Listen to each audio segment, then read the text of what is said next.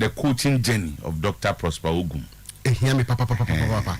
And academics, no, if you mean and how he combines academics with coaching. Yeah. Now, coaching journey, where you footballing, if you wanna, the footballing journey. And introduction on one. Okay. Because any player and every didn't come and the team or boy and the introduction or panodica creatum. Okay. Then joining Asante Kotoko near one session. On the job at Asante Kotoko one. On the team. On the job on the team on your Ninkita Hudi with the media. Send also one kasa. Obama to be area. Okay. On Central Fusia. Next season in Africa. Important, very important. Of very, very important. And family.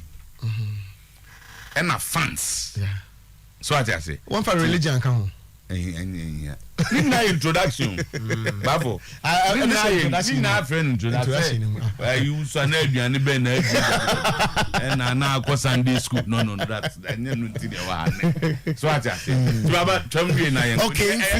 Oh yeah. And then you also key areas. Bakubia minimum 5 questions. Section bia. Tinero Ogum. Yeah, say. Yeah, Musan and someone bear 40 different sectors. Who said my caption and then as the Obinfu Day? Baba, young boy. And the say Obinfu Day no bar.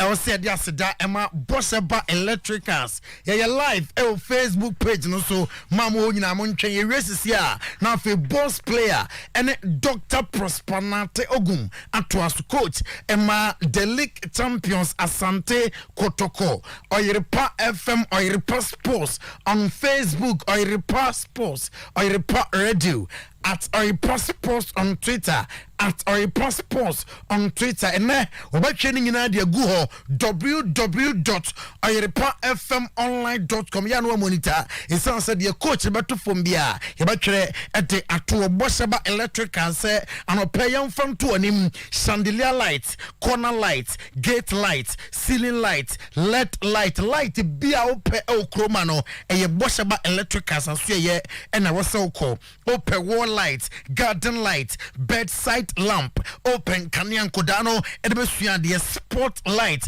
and I will pay CCTV cables outdoor 100 meters, 200 meters, CCTV camera. The other Bible saying the other about them the channel 360 degrees. Meaning I say can be our Bossaba Electricals ceiling fan, air conditioned fan with USB sockets outdoor, gold and answer switches, and I will pay digital video recorders, all kinds of solar lamps and in accessories, original certified cables 1.5 mm, 2.5 mm, 4 mm, 6 mm, 10 mm, and answer 16 mm. Approved by Energy Commission of Ghana. A doom Bossaba building prisons runabout and a war na oko oba dumha Kiss and Teens building Yane Republic Bank and a edi ensherimu PZ your until taco for dinum 0322 0308 38 0541 125 339 and what's him near Didi it's my kitchen restaurant and I pay my family breakfast and to also call it's my kitchen now breakfast no call na kofa jollof rice and I will pay any akukonam and answer any fish fried rice any akukonam and answer fish afe open plain rice any stew papa bi fufu any aponchen kwa udia utimi se aduane and udi no bankuri tilapia bankuri okra stew ningina it's my kitchen restaurant asuye and abeko salad fruits and afe pizza shawarma fruit juice ningina dessert ko it's my kitchen won say can be Baba Yara Sports Stadium traffic light and I say any 0248 865046 0248 865046 no afraid it's my kitchen restaurant yesika semno yam foding anko dan bosontwe real bank esanse amo and yesika semno ombetwe so ye amaya me say adwuma ana wo bie ana wo pebosia wo bie adwuma na duru ba bi e wo se ubie adwuma num ningina mo eye bosontwe real bank aso ye ana wo ko no akwaje bosia no eye ana wo ye wedding ana ɛna woyɛ school fees na akɔ akotua ayɛ den sɛ obɛnya sika no bosia kɔ na yɛma bi susu loans epes link transfer services e-switch MoneyGram Western Union money transfer mobile money transfer overdraft fixed deposit susu savings account KD account ayabosonche Real Bank rewe nyina ama wo ye head office awo kontana se na oko atonsu bokro kokoben afiakobi trade kokofu jante kwada so dwena se ho nyina your branches ewo ho 0244 575 360 0244 575 360 kobosonche so ye na amwa Dr. Mensa of Dr. Mensa Herbal Center ose nkancha ose yade no ayekwankro yade ene te so okon yade na enko stroke hepatitis B hypertension awo ena emma asthma na edunya prostate na ekese diabetes lingna fakodan Dr. Mensa na onto asem emma o the product P ena abadwa so Samenk Rectum Herbal Powder ebeboa ama honam na jejan so ebeyo kakai for Samenk cold capsules ebe tu koko na say Samenk black powder ebe yifin bia fi honam biadum na te cholesterol no so Samenk man power capsules eboa amoba dwuma ye ewo empem enkran pumpuremantem ho Madina Zongo Johnson na man fm dinum ena ye wo sunyane your Presby Johnson yani old municipal hospital edi animhwe Kumase ye okotwi yani Guinness depot no ena edi animhwe 0245 958 768 0245 958 768 adwuma ko adama ene afoforo pi ena boss player ni team no to aso ede amawo friends of Sadio Mane person joining ana oh David okay David doc it's say Joso benegasi Ochia about powder Ochia boyemu nko we da assembly kan enche watiefo no hwefo nyina ene anopain Divine Hope Herbal Center ya hwe yekese ne Kumase Macro abusia kruwa jansin ene de adura ye friend say Ochia Herbal Powder abedwa so na edi dwuma kese na yare a esa no kra ya dwe ho a ye nti ase no ene yesa ba ha se ne obedi nkomo afa ye dura ye friend say Ochia Herbal Powder no eho Mr. Diamika ne say yare ankasa ne ebo eho ban yare emma tie ye hwe ho ye adua ne die mu ye nsunu mu ene enema etwa ho ahia ne yi ekoba site mbo ho ban yi efiri yade ankasa ho meso we dry fence Ochia Herbal Powder no den mpo na eya no nti sei agentre ha obia eka ho asem na obia edi ho adanse eno ebie me say obia kokwa ye wache na atena wo so wache na oje ho a onje no una wonu mo dry friend say Ochia Herbal Powder say ena aduro no etie woti gu nsu ohie mu why ne say tea na wanom eno no na asaw yade wo ena wo se no Ose koko ne yare bia obi akwan afaso a ohun ne de obi wa ne de ba e woni so ti de bia ohun ade yie ade wo chi kura ohun ne yie ebe ne so na atu abomu obi de woni minimu de bia okwan ne minimu saa obi de woni so tem bia na ne so ye ne hene na de bia ne wo posa ne saa na so ye ne hene na takra ahye na so me se wa mpa aduru efe ne se Ochia Herbal Powder na wa anom na koko no entu ase ama wa e de saa ne bi kura no a abeja wo anifra obi de e woni yem de bia ne yem no ne ya yemo team ujanna na ene ya na se bi facha me na esa fifi ne to no kwan no ujanna na fe mu biebie na moje bi kura firi mu ayede eba ede sa genesis yade ano odene ontumi kura ntena se yie otase na wachia ne to fa ene ye yie so no Ochia Herbal Powder se ekima na kokwa ehawo no na atu ase na ede amount obi ho ye bema koko ntine kra da ne oba wode ne wode ma ye hu oba hu bema se ne ntini na moja fam na ya ho e ma na ho de ma otimi ne oba hia na no ntini mo asisi na koko no a atane so ache ne nti wono mo hwea se ekima na abiebie ntini mu na atu koko na ma na wa ye bema bra na wo se no mesele meka se ye duro no ba bi etu oduro bia so okwa ebi e wo honom se Kumase na wode ya Fredimens e okewu Kolinak e wo Ashtown Misty Herbal e wo Murum Samenko Wadeshia Market Promise Herbal e wo Dume ya wo pa ya ha na e wo PZ e wo kwa beto phones wo kwa se me pedro e friend say Ochia Herbal Powder obi wo pressure atana so ache aye na che for so many years enko de bia wo da aduro so obi da aduro so e ko be 10 years ni ene kura aduro no e bon no akoni tiri mama wote ne center na o yafe o se pressure ya wie bi se ba so na se wan so anu yi a na wo ye be mampo dia na ari asem aye de e dia bro obi we be bia wada aduro so say ono pressure duro 1 year bia o guy no man dia ma no e man no friend Mr 2 minutes de wotimi eya no aduro na wo no de akotia o pressure e bro ni die no say aduro no an be ma wo no ma na e sa mo ayemre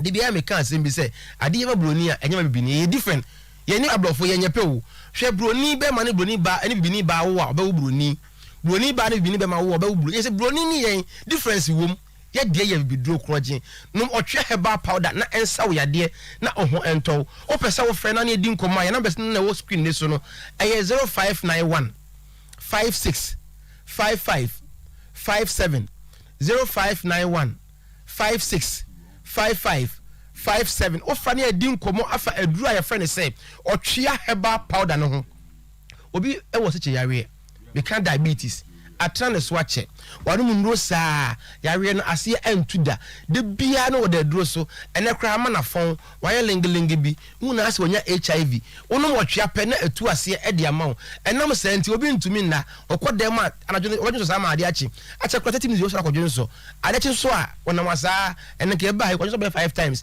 na ojo so mpa we be ma de na ho se me say bia sa ka ne be manum oprum se de ya enko ho no ma na asone kakra na eguru ni kanum misrew se wan pa aduru anu na wa no a e de sample na obe manu kwa ban agia to dem say edro na wonu mako sa ya we no say edro nu ano sam wa ye mere e wo dem nti ne obi e wo sa ya we bia ekọ 1 year 2 years bia no e mana man guy name ye fa ni Mr 2 minutes de wotimi e ya no say onum otwea heba para be ni say na tie onum a na atu ase na e de ama edro ni bo onya den na bia be ko bia 10 cedis de ohia yesu wo hie enya nwono onum so enkan tem bia wotimi no do fe ne se otwea heba powder obi wo yefun yade anu odene atena ne so ache aye na che oda edo sa enko busumi bia kwaje eduro no obenom enam science kra ontumi endidi because ne to ne yemu a na eye ne ya na etutu no na eye ne ya yie onum otwea heba powder na etu ase na ediama obi ya brantie o ye be ma ne be ma na efon ensansa bi eguso eho ane mu ye ne pepepepe na emu ye ne ya eho ane so bi kra afiri mu ba onhu ade kra de sa ade na ba de ohia ye wotwea heba powder ebra wote agunsu wohie mu na waye ne se tea no na wanom no na etu ase na ede amawo na waye brane tie numbers ni ye na frɛ ne ye ni nkomo 0591 56 55 57 0591 56 55 57 esa wo screen so betimi afa na edi enkomo obi ye oba okoye family planning eni wo yi ye ne sebu na sesa obi de akra ba 2 days bi eba eni tum bi obi de ba akra na eye ne ya na ya setimi tutu ni sa oje ne ho enje ne kwa de mana ya de bia painkillers ne gu ni bag mo no bi pharmacy no ensuo ka ho na o wi bi se be ya na ne sebu na obu na ya se ne ya no ebe dwo no ma ne ho ato no ene kwa ye wie no ka ne ko na ka wasa wo ni ba bi achi na so awo ne ma because okun hia na ensuo na san dai asan aba wo de wo fra ka wo ha wo ne kire yen ne mu akwankyere mfa aduro no wo sa duro no wo ya we no ne ha wa benom no ye different de ha wo no ene no mo no enye pe wo fra yen a sei ne ha me na ma kire ha wa benom aduro no na wo ho aye dai wo etimi ato ohun say obi ye oba eni ma nkoye anfi wo nkoye ma no ekwan no mo bie enka bi wo ho enso bi gu no enti kra ma na na ba himfi a ontimi ntina himfi onye dai enni asem ebra oba no madura ye friend say otwea heba powder wo tie guns wo hie mu ai ne se tea na wanom no ebesiesie oba no emo himfi ho ye kama wo be ye neat enti na mana to sa what you say enti mana to me din Dr. AJ o say the whole Ghana me na key ni kra me ene say me na menim kwan ya oba ne be ma hia na ema oba tie mu AJ o say yare na be ma ye mre enti ono oba hia wo ntimi ntie mu AJ obi na ira tena 10 years ni oba ne kan AJ da obi ni ga atena kwa 5 years ni wo ba no AJ no ogade ni kwan so ne da ha de ye so sa de so no ga na no o yire ni ye jizi ha de ye boko sa se we so mpranso o boko sa se na obo premier what you say enti wudi fi na ko na mama mi no ka o what you say enti no onu oba na tena 5 years ni won kan AJ da wontimi o se e ma o 7 gate bi ano obeshia e wo se obi bi ma no oba no first gate second gate third gate for flash 197 no watiem AJ wo si ade opera mi nya no se da because ye e just e da muro so obi ni that 10 years I'm ta so okay bi da so the numbers no fra 0248 58 46 87. Good. 0248 58 46 87 and 0591 56 55 57. Also, me time you 2 minutes.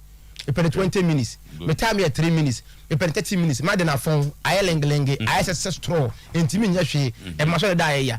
Me patch up me. Na me 6 inches. We dey ofra. Can you open no? Na e fa key nka aduru e fa say otwea no ho. Na ye mfa ma na ohonto. Ba bia no to aduru bia. Yes, also me otwea herbal powder. The number is there saying 0591 56 55 57 and 0248 58 46 87. I don't need the Ochia herbal powder. Ochia. Also, Janet Showa. Wow, Beba. Dr. Ukrekis. Thank you very much. You know, boss, Bremer, dropping and say, Doctor, no, I be do. Walande. More fire. FM Gaka. Yes. We are now for Yahoo. And yeah, not just say, Unyama Facebook, Ukachi, Nippon Pimpim, and a Guswo Betie, Dr. Prosperity Ogum. Your report radio or your passports. Yes. Me when you na me catch you say akwa we wey dey transfer masa ye be Gaza and Papresa antino ye mama di niemfa Africa region prona no na onfin ko piem e wo Costa Rica udru Costa Rica America no hanie wo plan so a Commonwealth Games a e be to dwa e wo Birmingham UK no and also fa honko gym no fa nko ketu abi 5,000 pe na fe visa application no ye starting nyemfa ma se CID na chesa office no and last from now to 15th July. The modem na fa unsham nyina yenko North Ridge opposite Switzerland Embassy Accra sam na make him the African region number is CA and no be frame na ope 0544 34 70 01 0544 34 7001 and no kitinkiti bi krom hadie Ghana ha ya wonder so ni nyina no faith homeopathic clinic and a debaye was a stroke on and saying and go for fibro diabetes pressure asthma a tiny dies when it's and find your fans me so kowa ubehuna de into huna de mienu posa do do ani nyina no koko indications in the day eba ye ko ahenema kokoben 18 junction so obi a wakọ anim ye serious obi a waba nso anim e serious Kroma open drop na onya bi omunyina no hono maso nkofo do muko Monday to Saturday 7 to 5:30 0246 728 675 0246 728 675 edansi ene de obi de adwuma hye wonsa say ya sorry eye school obi ankrankra adwuma chefo adwuma no be hu se wa mfa unison cement ene esi a wanhwe a obetima jeffrey wonsam ene no ne de concrete blocks ni nyina so tiles mo ye plastering no an ye de ye ne bo no so kwande de ne se ebo na afo ewo edwa so titutumrika na yenko sisi ye wo santase run about opposite Unity Oil Filling Station Grace Race Company Limited and the Unison Cement Ediaba we hear number on 0273 664 441 0273 664 441 post in your draw imboost and one players no one post for no soldier for no de bia ho den ye frɛ wape na wo kikire na wo na wo sen no emfa yade emma mfa onto form ni nyina mu infections a ye piki ewo enem no ese tu ase obabu ne nsa ensisi su yi a wo hia Dr. Sharp na do efe ne se imboost yanko Hospital Square Junction Dankers Popel ne yanko je de 0246 20 84 96 enche Dr. and it's some be rumpa nan komona ye kama na na kofidie me duduru ho a bo so mo mutwa no mo wafa ha no mo omo so stroke ayi wo mo e wafa ha hepatitis B obia wogidie sana na betima hwe no kidney ni de na sen ehu wo ha ese no nyare ene wo kono prostate no ye ko ntonso ho na be hunu na kofi herbal center wo kwa a wo de nyagidie na betwa na hode no atumi aba 0549 732 651 0549 732 651 medical culture so be wura dem no hu say high sense nyema si dem wa hu sampa wo ye guy wani abie ni nyina mu nso no bosomi aso kotu ala bela e ka no wofom ni nyina nsa de na wi so no entwi anyina no bebre to obi akwaje ne gas cooker sesi electric cooker washing machines and so na smartphones ni nyina mu no your microwaves blenders water dispensers and also our honomo bo wura kuma say takwa de tachiman sunyane obuase ya branches ne wo ho everyday prices everyday people 0302 550 000 21st clinic and ye can't show say Ghana hanyina no omo na ye sciatic expert yade na so otumpa no ho no mo na adwojo na nkokomu no wo ma ho fansa edo bokọ ne fe ne sciatica no koba ne de afidie na hwe ye bia ya hwe na hode na ba me kasa diabetes ulcer, hypertension, menstrual pains, munyina mientumrika, ye ko ehwa overseas Alpha Radio ho adome have do building nemo 0540 311 311 0540 311 311 na chesanyama ayekama quick credit and investment micro credit limited say see idea for Ghana card no wo frɛ ya pɛ wo so yere paka say me mungra maso ye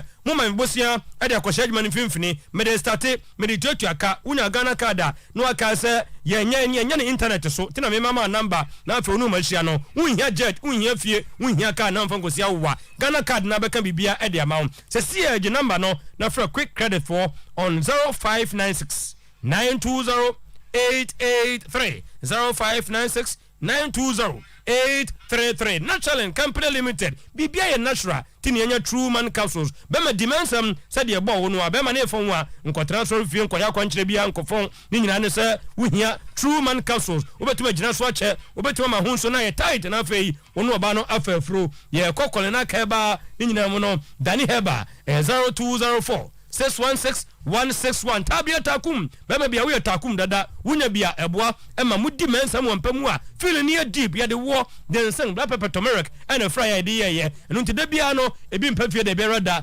sachet form wuti yagba na wona wo kono 0243 686861 I care Herbal Clinic Ghana hanyina no ayeresa ne fie ne honomo ye kwa adjusu zongo paroni ba homo ne de ba ye sanso na health care ointment wani ba ye some enkwa ne yesi nsuo ba ye ne nsuo ba ho ye nkwa ne hwe omo sanso na hepatitis B stroke ye nkwa piem na afei I care Dr. Jechemo enhwe yen 0243 035 898 memfa mienu nwie na boss play and come twetwe no entimi emra so dia na me ka o se victory garlic mixture se sie die Ghana fo nya je atum se kotokofo yi de bia se victory no ano mo a ahode no yade amu da no mo de agi league no sanso no ba bu ni nsanye ma nkoyie ni nyina mo no odunso no sokokokoko e ba dodo a ni nyina no ya na ehu e bia tu odro bia no o so poso opuru yare no go ntomo victory garlic mixture 0242 545-633 0242-545-633 Go TV there boss player transia obe no beka ho 17 no yentwen na afei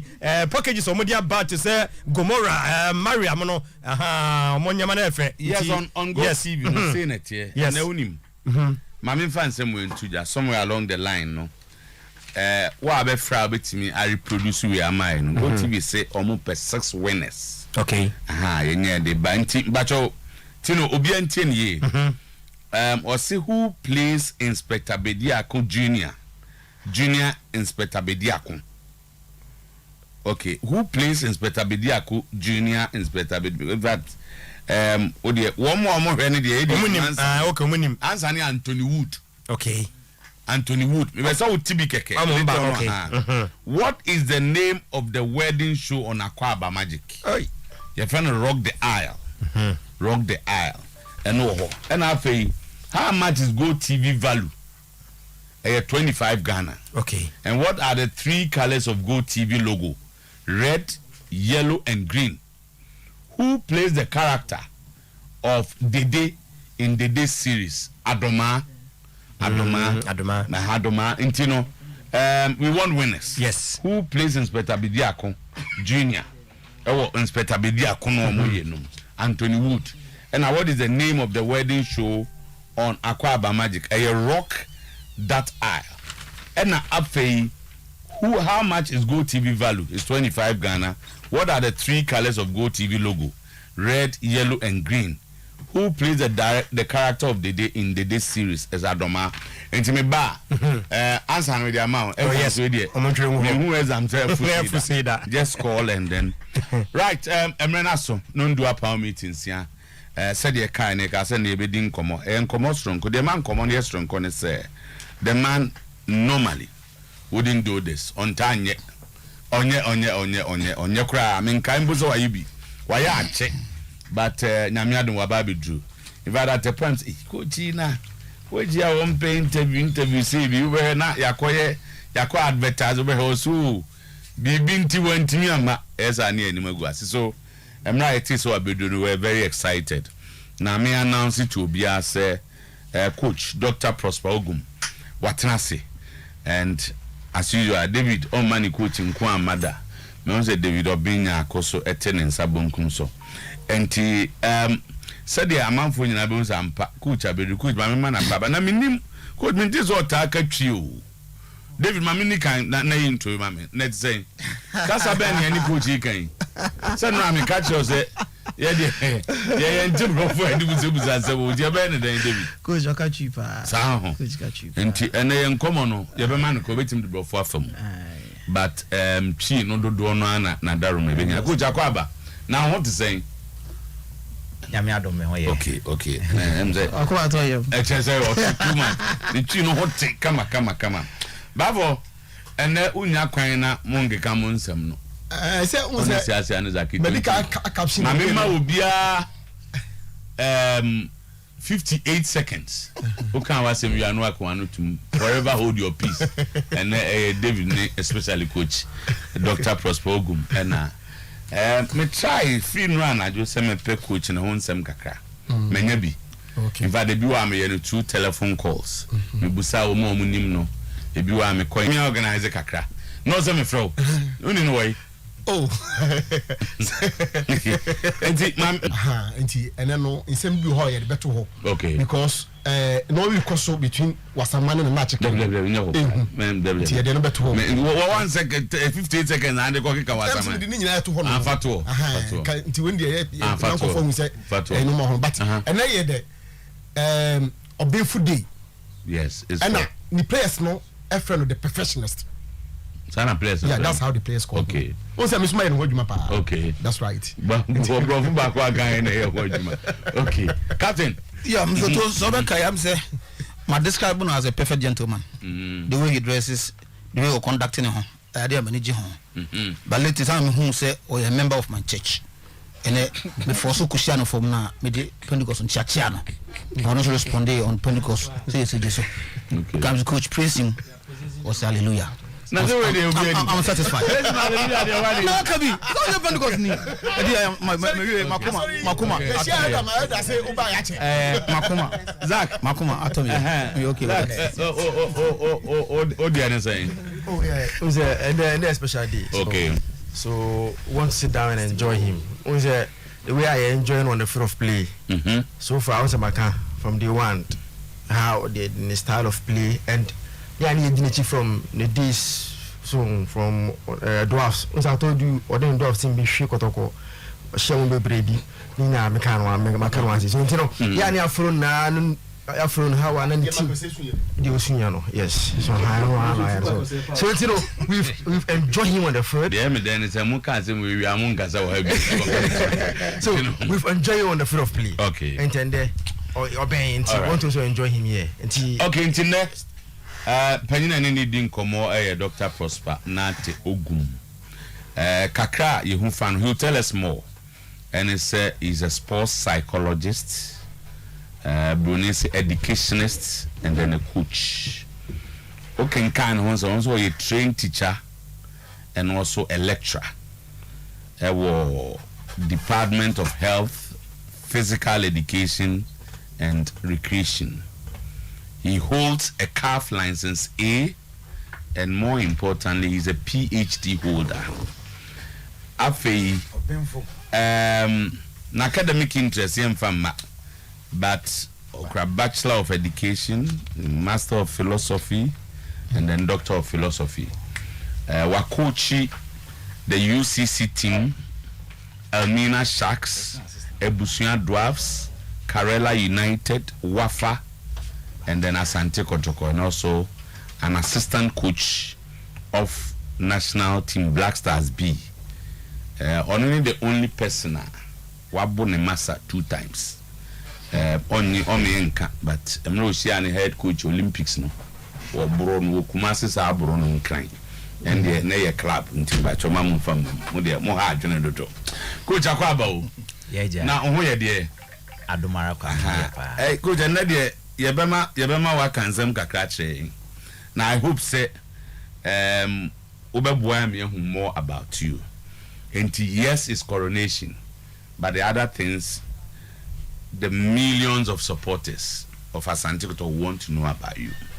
Ti dedi kan ye bebu sase hwan ne prosper nate ogum ana edi na kosa ye ogum nate ana nate ogum prosper nate prosper nate ogum okay ti ma to hwan ne abrante yo medase na edi kan medawase but omunya microphone yi mame na coach na minim se edru ba bia obeka sat on the press conference ena meda Kumasi Asante Kotoko so akwanya on the amamende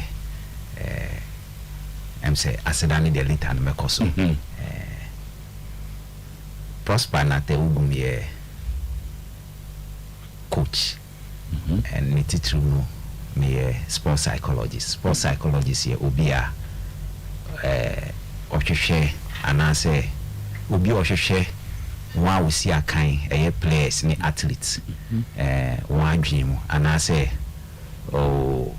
onyomudi nkitaho won adwemu said e be ya ansa na won be ko training na ansa na won be ko akobo match na won adwen no edayi said e be ya won betimi asi akan mesanso ye teacher ewo University of Cape Coast me call me secondary school or Domain crew Domas secondary school Domas me secondary school no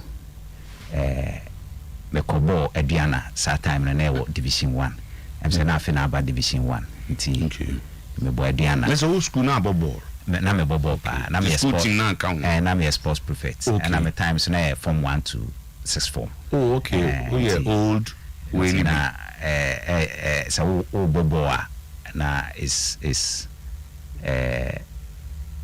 akwanya ma say obetimi within from 1 to 6 form no obenya akwanya say obetimi abobo ni bi nti mi wie doma ase na me bo aduana it will call domas up to 6 form dabi first that is O level SSS SSS the beginning one be very good old one and that Saturn they call January to December and very good the nti mi wie na me bo aduana said the Americano ni titru me mame na on prince okra but na me papa de na nani je ho because na yinyina no ya bobo yinyina ya bobo me ma na me papa ma ni nyina no obi abobo nti e ba sa na say me di school no to nchen na me de born to nchen na me go school nti e ba sa na quickly na the following year no na me de call Brickum Training College nti e hoso so me call boys tawa na me wodo mass na Saturn no mo from Van Basten because of Sometymer na striker na and I'm boss but me ankasa metimi wo ba bia obi a wo hu mi se me bobo da na so bi oni na go to bo na ni mbo na ubobi na ni mbo e wo me mojem who say your bu a we are part of a team na say team na and I'm just say one kwa na e be hwe oh exactly okay membre na mabobo okay entina ena said na me bo no sa na me pese me team bobo entina me coach the way I'm the coach no enti me fi won na me ba Brickum Training College sometimes na afina Ronaldo abaso Brazilian Ronaldo Ronaldo Nazario papa original no exactly enti the way na me bo no near you know and so college I'm a friend rule from Van Basten to Ronaldo exactly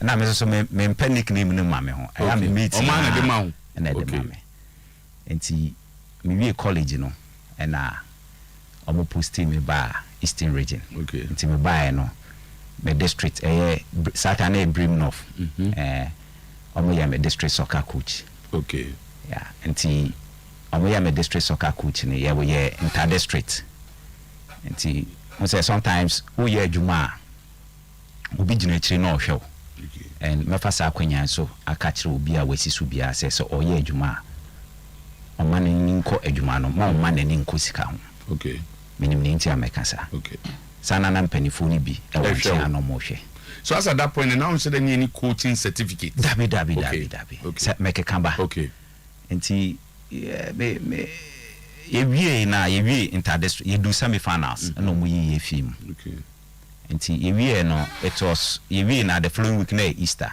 nti me dem na mo Brim North, which is New Brim na mo district capital. Nti mo me dem na district P coordinator no one director no invite me. Oh no, mo kra mo ba me ho. So ba no si o awon asem bi asi na me se dan awon asem no si o omo friend fi region say I should come in. Me me regional soccer coach. Wow. Sometimes also no buy a region ma Kofinya Akonom ni ade omo ne Mr. Kofinya Akonom na omo ne seniors coach Afrani no ni ade na omo ko coaching ko omo ne coach Bash no ni ade nti me hwe na am say really nti omo ahu say na emo wa nti na say am say ade achi say 2 days time na say me Kofodia na me kodu Kofodia nti ho no na say me first regional assignment the call Sunyani Milo games. You lose to where year bang? The American year 2002. Okay. Just 2002. Hey, 20 years back. Yes. Okay. Ache. No, 2001. Okay. Yeah, 2001. Yes. Very good. Inti ya call Sunyani Milo games. Sometimes na Milo games here Milo games no. Yeah. Inti the fourth semi-finals na you lose to the host B. Inti the following year no politics kakra bi ba me hu ni am but all of a sudden am can say omo de obi aba be hye nti me kra ma me bisa mpanifo no say ade me bibia na omo so anya hwe but yes sam na am so no problem na am dem pembe bi try nti 2003 me wo hwa na omo san so buy say me san so na the eastern region na me go so wa omo san so be farm so me nkoye yi me nkoko team no nti yekoye no that time na yebeko Cape Coast ni tia wa mu say yeko Cape Coast and we conquered we were winning as national champions Milo and so when Milo muji pass that time to become a national champion na nye easy to the following year which was 2004 and the Ashanti region the host year you buy Lusutu Ashanti region 2-0 in the finals. Okay. It is that time ya na migusu okwa bara menya akwanya abo teams be wo call. Okay. Nti me call back to me college na me principal no principal college no ne wo fa ase madam for very good friend like meka se mimia nti me call no ho nti me call na me hu me P master no bi sam so then na me ye na me su me go su bobo na me coach ni no say aden bo na person obo na me say no say bo na person obo na ebia wontimi mbo ana say enko yi mawa ade na wonko into coaching na so me am pese me ye coach deda no so okay then go to the university me nko university na me nko ye PE I'm so okay then it's a nice idea into kromo na ana me top form. Okay. So time now I'm say me anka sama brabo na I'm say nyame e de asisi so in a way bi ama me so time na no mo bi application for forms no na me toy into me toy na nitia wam se menya admission. Okay. Oh, Cape Coast University. Cape Coast University. Ti menya admission no me koye no. And I'm saying na me penalty. Me mia me ho. Nti we do very level 300. And na menya signal bi say department no pese omo maintain me because of me modern bo. Pampa me wie no. And now omo yeso be maintain me. But that time na problem with employment ni ade me ba Kofodia secondary school e be kira de Kofodia secondary school ntime won no san so e frame me ntime kwae no na mo san so ma me akwanya ma me ye me masters eni e PhD enti wo hwe academic yi na sana akwa enti PhD ni na me choose sports psychology because na me hu say as a coach no say o nimdie bi sana e beboa. Okay. Nti ma me musa we say de osikanin say ma wa kwanya ne ade say wa ko suku awie na wo ye masters ne ade nya akwanya o e jasa no wa bin na say ni mumma fine but nipa de me say de am tell me no say na academically o bobo a wo coach nyina no na eba enwoma so na obomodin me ana me pese me ameka me pese obi hu no meka on say obi a wako school when the ball o ball o sa coach okra de na ball na apɛ sɛ ɔbɔ no Yes. two for so kɔyɛ Yes. go school Yes. where we degree we was I MPhil ɛhɔ no ɛkyerɛ sɛ ɛnyɛ wo na wo ka me na meka sɛ na ne na school no bɔ modern ɛnyɛ sa ka decision kra sɛ PhD ka mamu mpo ka wie ya abɛkɔ akɔpɛ sɛ others were coaching nti mbɛsɛ me put it to you sɛ no wasa abeng ɛka ball no ho medase okay coach that's nti em sɛ amaya hunka na wo maame no papa te ase me pacho ane nti wo mu nim sɛ wa G League omo nimpa omo nimpa omo hwɛ omo hwɛ me pa I think they must be proud of you. very proud and especially the name Ogun because Yes. Akwachi Akwachi enam akwanya menya okuchi munti ubo sadi na Akwachi. They are proud and I call nkran bia akobo matcha obisa David na mom ticket mom ba Oh fine kon nkran bia akobo matcha ombe hebi omienu nyina ankasa de omanyi about 80 years there omanyi but minuanom no okay because me kind of baby no say o brother bi no obobo na obo aroras ampa na say na ro friend ba ankasa wom so before wow bo aroras but brother bi so ebobo ono ne professor sisia okay ono ye professor but o chade wa bruchi na just ma bing no oni bobo ono bo fakwa okay ebo I think say obo say ye nyina ebo brekum asna kakra fine na me pese me ka another team boy about the way not enti sometimes no na mo ye dem bi ho and na me papa ye police officer okay me papa ye police officer okay enti na go share aduana for no ko na unim krom ho me ba ho and me jump because okay enti coach who set coaching yasini ade who does son that say you come to this level where you are now. Yes. Okay. Yes. And yes, be me wa in America. Say we investigations in the sense we free the students are much from my da ewo UCC come back and say me am be kan achiro. Okay. Many your course be a practicum and seminar in coaching. Enti theory no my ni nyina no say omo be wi school a me di omo tu kwan ko class mo ba be ye ehwe ne a class na ye.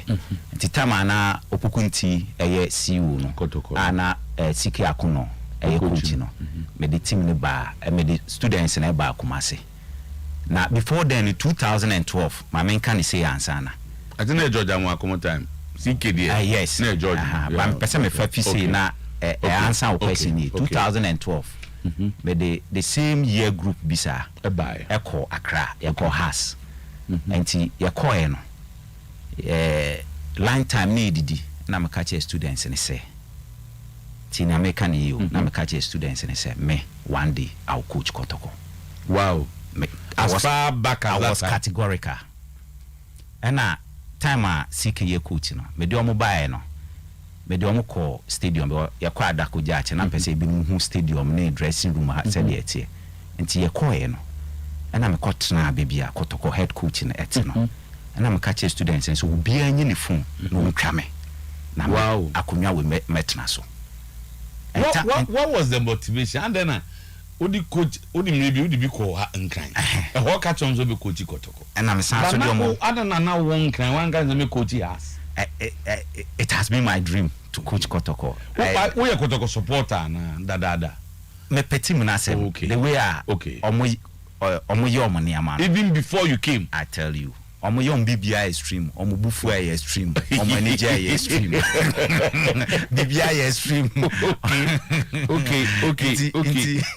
Aye team bia manager ho. Nti 2012 me kan sa asem no. Okay. Na 2019 I'm say CK time na 2019 there be I'm say me 2019 and me kai say Steven Mr. Steven Gideon the other person who can Steven no me appoint him na me buy no or try me photo be no say coach okay remember you came here and I'm saying ane me kai pa na me catch say me catch me students say that way but abantem woman so that's prophecy no credit there ba akopɛ okay na nim say be bantem say yeah be answer na obi coach Kotoko no Sometymer answer na obi coach Kotoko no so what share trend na this of fafa baby bebre ansana na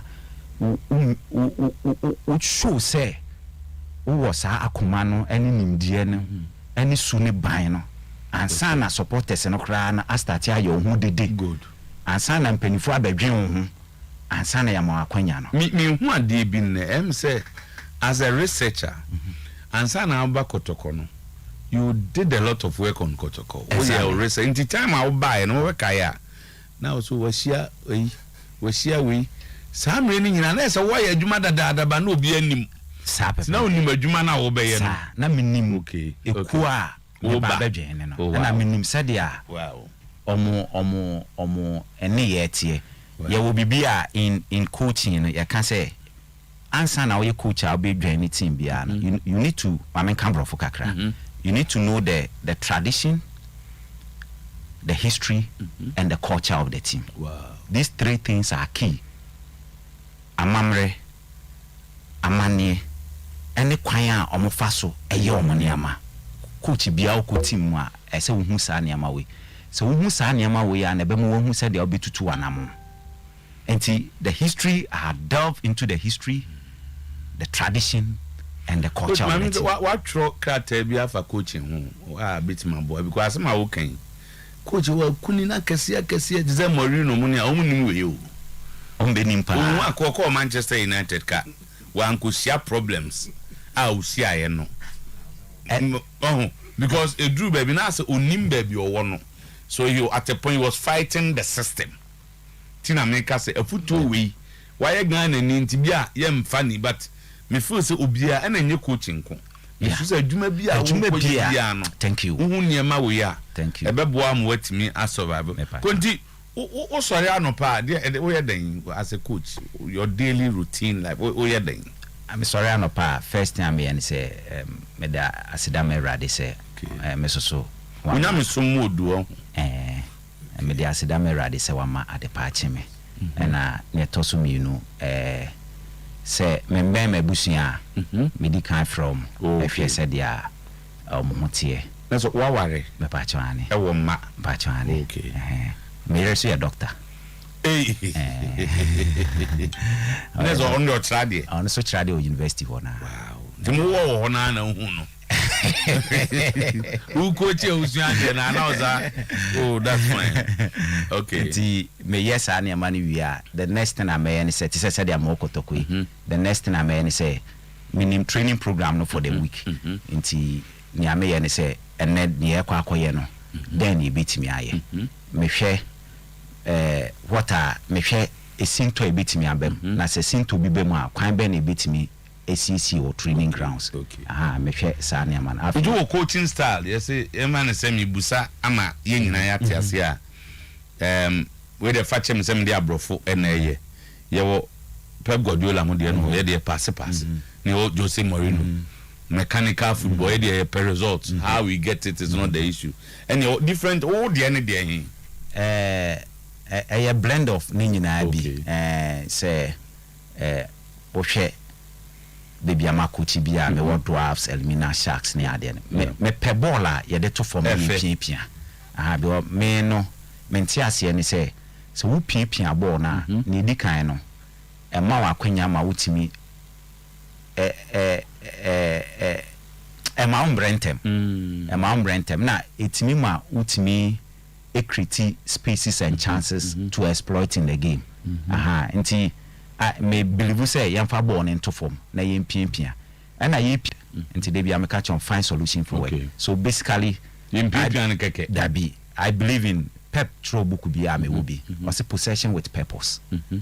You possess to create, to score.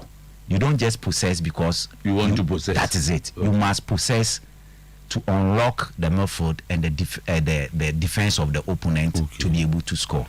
Until I believe say yamfa born into form na yempia ba yempia no e wo kwan bi so say e betimi ahye go na yempia nsem sanity because at the end of the day possession doesn't give 3 points. It is the score line. Now there's a to the bi so a obetimi epia de but akwanya ne mba okay e to the bi so obetimi akọ park ne so e bia wo hwe the way opponent ne bo na opia nyeyi just about direct football yes the unyani say ubinya result no enti wo coach team bi say Kotoko all that they know is at the end of the day 3 points. Okay. Whether it's Real Madrid, whether it's Corinthians from Brazil, whether it's El Ahly from Egypt, Kotoko, I believe we say our team see yes. Now who be new crowd see Kotoko. I believe we say they are Sometymer sanity. But nyame hu ni say team bia omo padi efe. Okay. We say football, there are two aspects of football. We have the science and the art aspect of football. Art aspect no and then ne fa na yi hu no and at the science aspect no ye kwan a ye fa so e train players no e wo kwan bi so a said e be ya omumre ansana e bia match ne time na du and as a match ne kra so e koso a kwan a be fa so a take decisions bi no e fall into the science aspect. So there are two aspects of the game, the art and the science aspect, right? Until we do all it be sabi pa omo de fa baby because we say omo nye boot yes omo nye boot we say omo o hwe David Amunim lie the way a budget no so enti me kai nipa ba ko ye supervisor or wafa e pon training tamati ni you meeting e boni din ni ntia Mr. Moses Bamuto Mose ya pon training na tia wa mun say Otufo Kotoko epeme na wa hu say mo odobi ema academy no okay but opeso ma meti ase obrade ye boko ye ni ye mo obra entrafa ko ono no san so kan sa asem na me di kan say Kotoko no ansa na ubenya akwanya no na wakofufa teams bebree bi aya wanwade ansa na udin abem ba me just one season and wafa ene Kotoko ne the only time ama coach one complete season de bia me ba e bia uko Karela 3 months na so uko Kontokwa o da bi na nia disagreement ne da bi na nia na odi team na animu no ye no okay na ene me kwan a me hu se ye ball no emfa okay enti me ya na me fa me bag a me kwa me send a text message say I can't come back okay that was it because na me hu say team ni ya me muzengo fo so kokonye ubufu a ya na e hadwene oh entesa me de na say me pesisi na me patro okay me pesisi na me patro un say wotie wo ye pani say ade no we ye adamani me red na me be catch say e yellow a me pese me kire say wonim nyansa sa na me mente ase no pese me kire say Sometymer wonim nyansa nti ade red we you go catch and say yellow you go dada no sa enti se me be hu say ampa na ade ne enye yellow but e red a na me hu say wo pese o kire me say minim nyansa wo na wonim nyansa e ba sa na ne ameme ye ne say memo wo hu say ne a wo ye na enye na me so menya kan say wi pepepa asa menya kan wi pepepa asa enti Mr. Moses eye yi no na otumefo no na me ka kire ne say okay mate enti o ka kire me say number bi be frɛ me sana number no kra frɛ me de dada na me ansa na man enti o de number no ma me na me store ne me call miss call na say e wo ho na e da so bre na o frɛ me so da so bre so minim de dada time na your friend say licensing courses no pram me ade nti o kan no na say oni mi din koma na ne e ma ya me fe and de bia me ka na mani age omutu ka e ba me ho campus Kotoko e ba me ho campus e ma ye tena ase din komo nti ho no mi so mu di ni di ama me too much okay nti na ka so be kra final for wafa for no so na edin but na me hu say me edin me kra om na me de kra om nti da so bre no mba na ye start say ye keka nkrata asem ne ade na che say bibia nti be o settle in them quickly very quickly in the sense say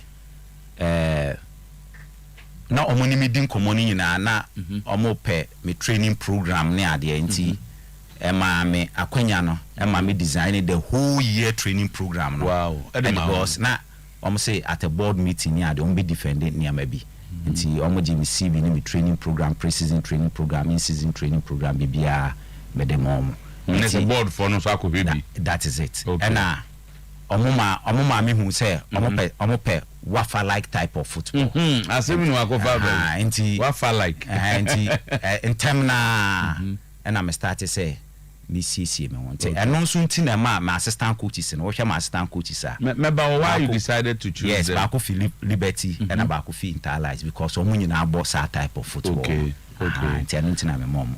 Wow. Assistant John Eduardo.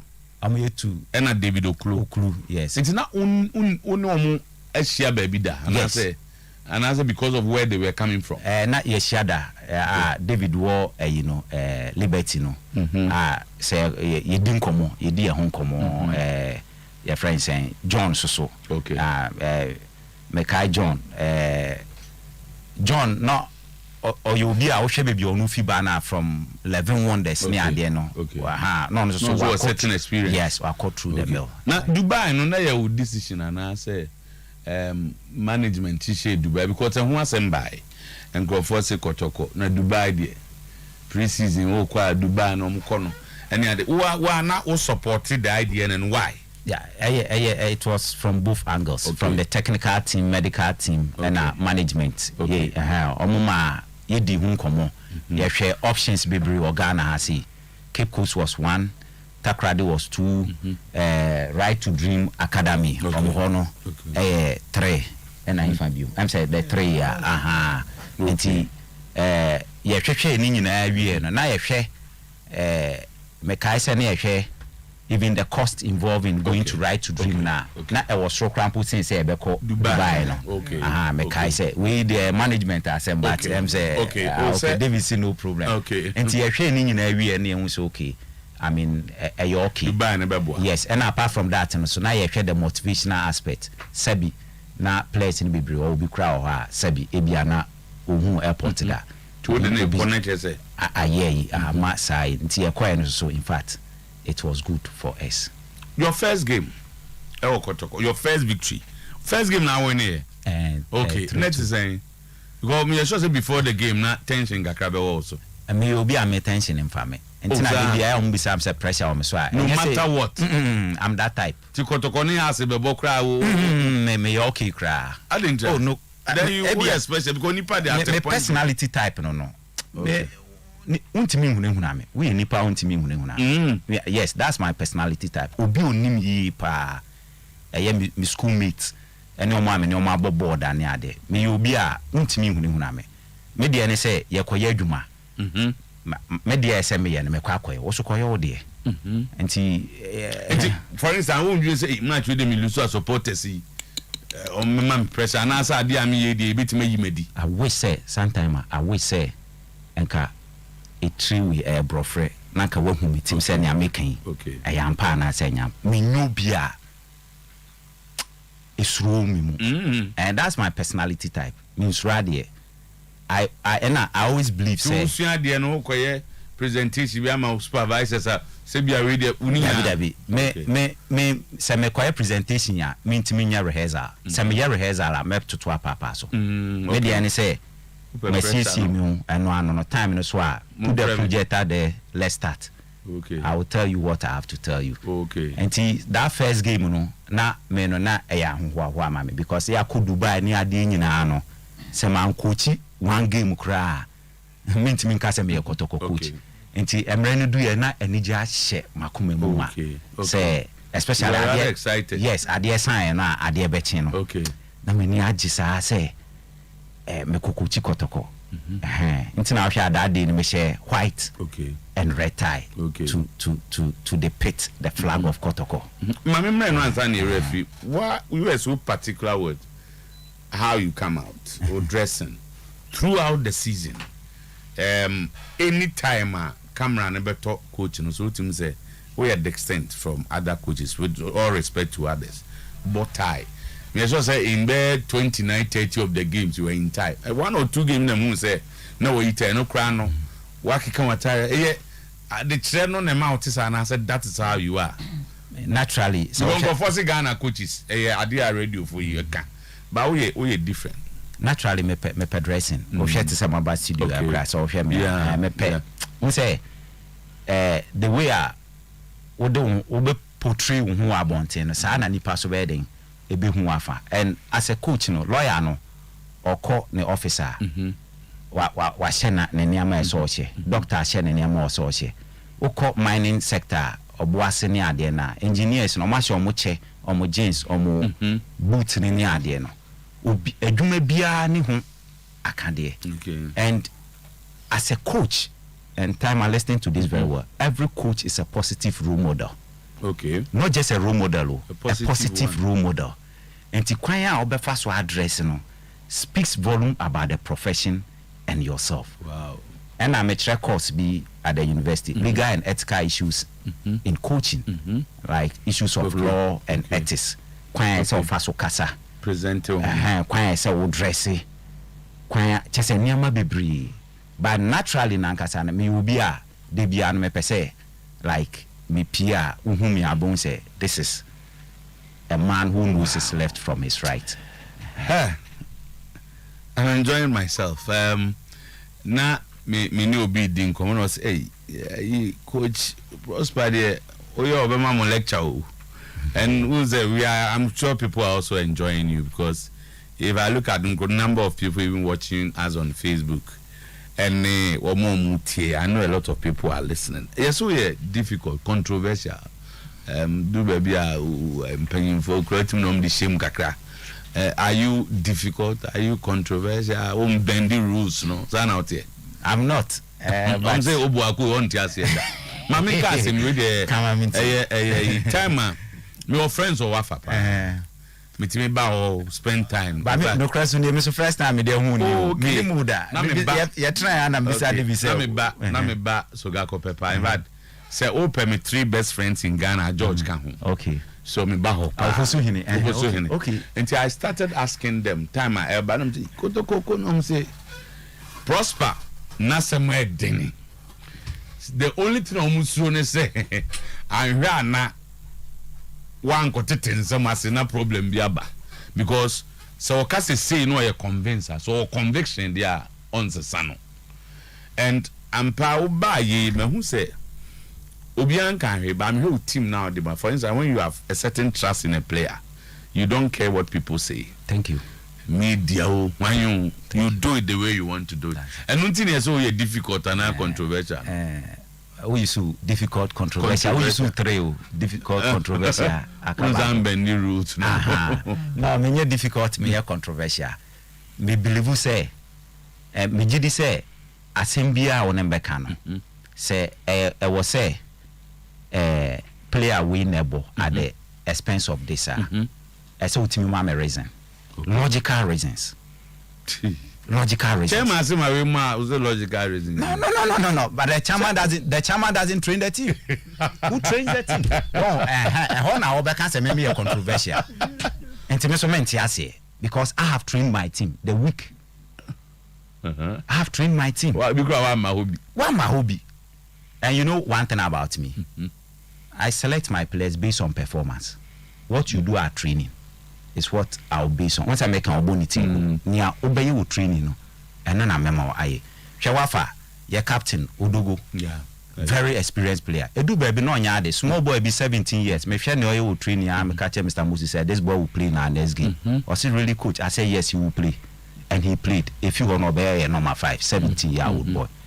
You see, the moment you do, you team sana, and will be a and it does will be say ojire no ho eye training na nya kwanya enti e basa na e de competition bi eba team no. Okay, back to the question, I always believe in logical reasons. Okay, say bi a say ye kotoko ye kwa bi atakwa na bi a say ye tukwan memenda no pa na bi a meme pese ye tukwan Friday I say ultimate mama reasons enti I say tukwan memenda no pa meme ma reasons enti I say e ko Friday into woman memenda no pa no. Now, say me being say that it's not with all due respect. Say it's not right.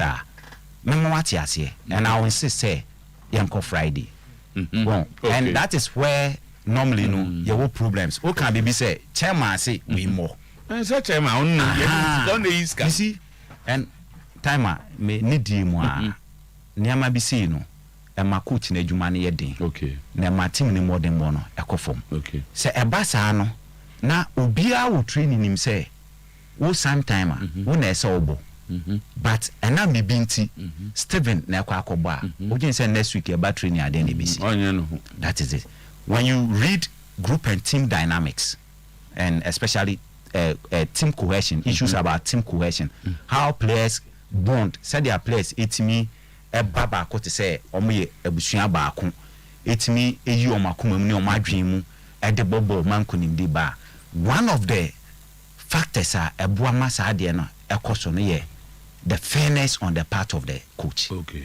If the coach is fair always, I tell you, players will see you like a father, an uncle, an elder brother, and would always fight for you. Okay. Nti menye controversy in terms of omo kita hudi anaso officer sometimes and yes would tie radio be a wuntie but obi be catch us and crofo we can say sometimes you feel that they are not being fair and I say wo ja omo de omo nkika de omo pame office nkita hudi ne te saying it has been perfect, it has been excellent in the sense me di kan no mu de no credit ba ko me minti okay and my minchi mu na ninti a minti we say obia okwan obefa so obia okwan a ohu ade interview cry ye obi be hu ni say it's excellent obi be hu say o nse hu na ye di no aha obia okwan ofa so hu ade nti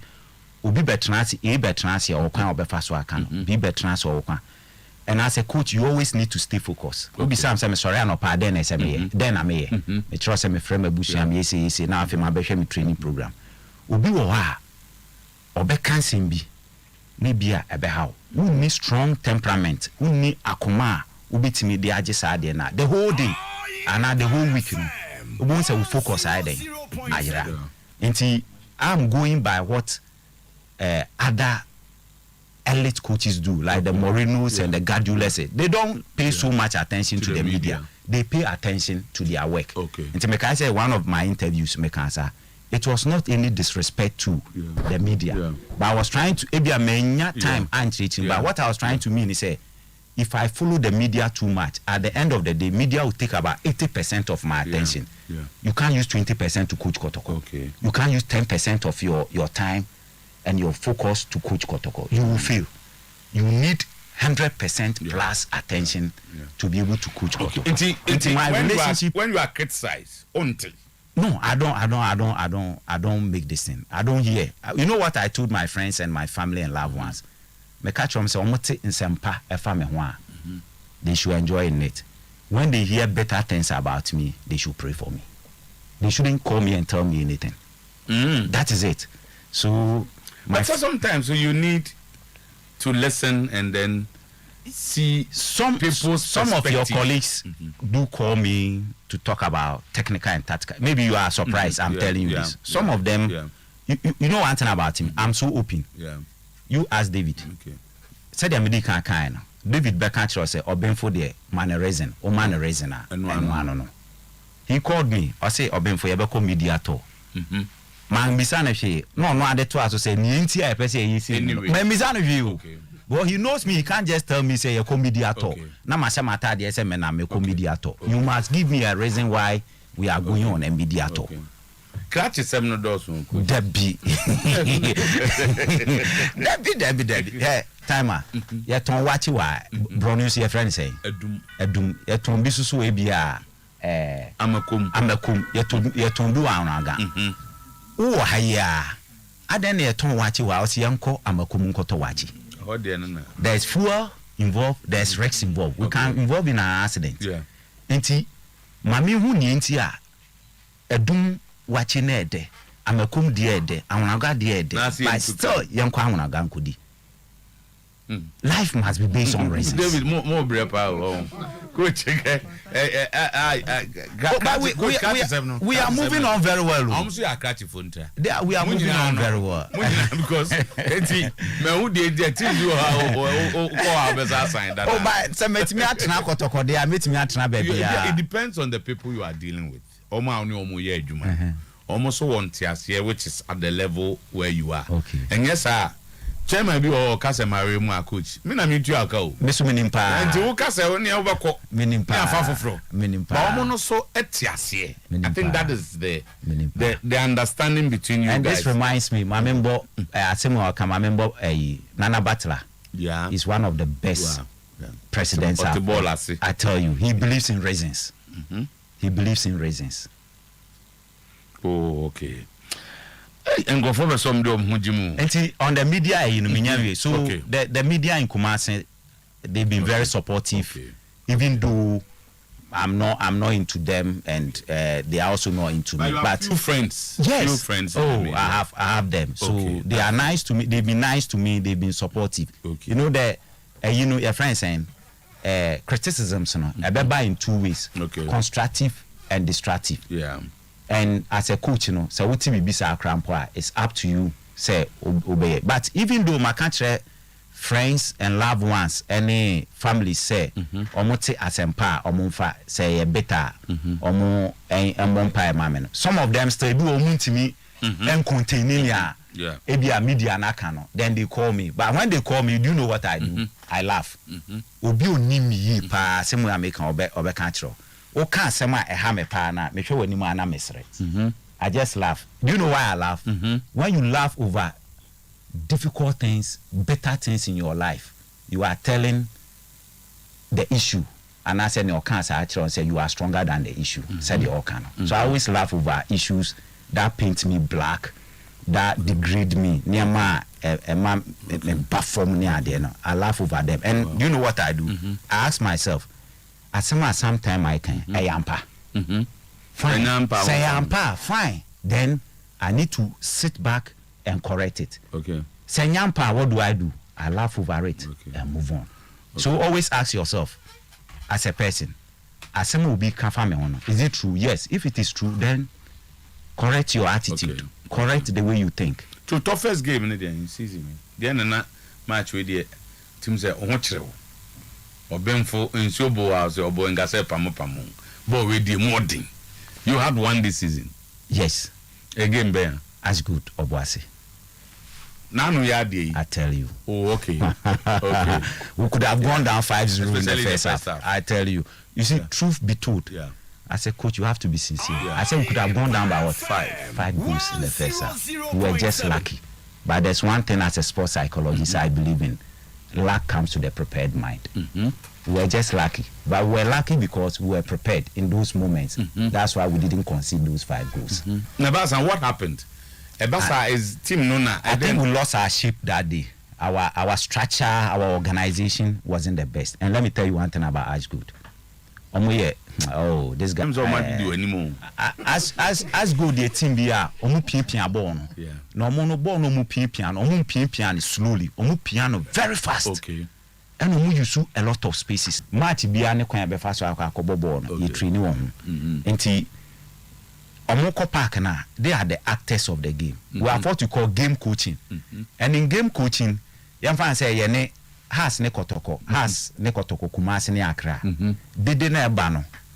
Say onono Christopher Netti no ben crowd friend until. Enti enono game coaching no and sheda ankoso yi. Okay. Until you do your best at training. Until omo kwa omo na so make sure say the structure and the organization works as taught at training. Exactly.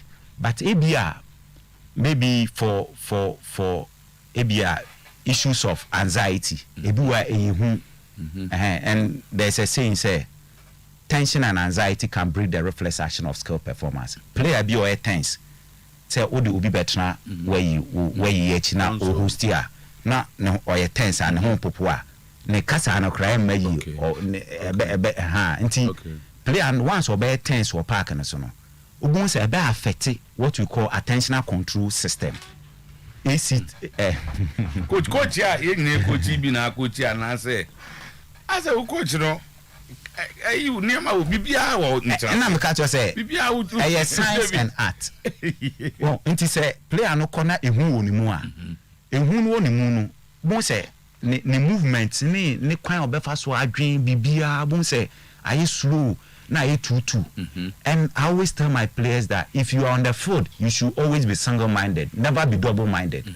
Once you are double-minded, you make mistakes. And it's a player no tense in whom be aba nu pa bon say why double-minded. And a basa na bon say mistakes in kitin biba. The basa steps when I would take it, like I was say difficult game. A lack, yes, I could have conceded goals. Yes, what do you do as a coach? No boss, I say basa, I say goals in a baby brewuma. Now mistakes now the same mistakes now no more. Yeah, we have what we call damage control. You make sure you don't concede more goals to make it a historic meet between the two of you. Say in the meeting between Kotoko and Abia Ashgood, it was 7-0, and on a bad dent on you as a coach. You say at least a basa and maybe almost 2, almost 3. Prevent more goals. You prevent. You are in the spirit. Okay. You prevent more goals from happening. Okay. Next, one good team, even though you have lost. Yes. One venom, yes. You lose honorably. Okay. So your best game in the season, then I'll bow your team say, wait there. They're mature woman, no, my year, and I'm excited. I think it was the Mediama game in Kumasi here. It was a nice game. Okay. I'm say metaka chro. Ubisa kotoko player bi obeka chro. Ubisa wafa player bi obeka chro. Sometime if what wadwene wa. Hwe say wa hasi. Yeah. No na wo na ye boss. Wa free meeting. Me ni David but also we. Baba come asem. Siasia ya ye nu na ye text message WhatsApp course ni ade. Afi Sometymer a free meeting. Oba so nkasa. Asem no so a ye di nkomo nketenkete. Eno ana da prono so. Sometymer bisa sa question no wan kasa. Yes, also PC from where was also any na could know Chaladi with a company. When you're by for yeah. Now, time I can't say when you're by Matuasipa. Matuasi. Obi the terms I am besame deba. I'm the other one, so say I'm so one brassier. Na example na no o se Olympics wa krawie 7 coach penyin frel said don't say go ochi enkomo na mudi ndi ama abonten ba said na o si bo ochi kwa on say go ochi nche say wo obi a wo say buade o ana say den na wo ye e kire no naturally me busuan no umuade a you can be part of us both extended and nuclear family because of adwuma na me papa ye no a treat won say suban yawo suban ya wo mojem ene wo suban a mama mfa nko classroom kakra yawo wo personality structure yawo bi personality studies yawo bi FM personality structure yawo bi FM psychological core ne say eno wo no wo yu bi a ebia wo bufuntem wo yu bi a wa hombrase wo yu bi a odonipa wo yu bi a wo chade inti eno no eye umuja no matter the situation shout out here that is it and your typical response eye enam say wo bi a o chade inti no so wo bi a no ye omobo pa nipa ne nkasa akra na typical response because of your psychological core umuja na wo mu inti no wo situation obi akra nka nchiro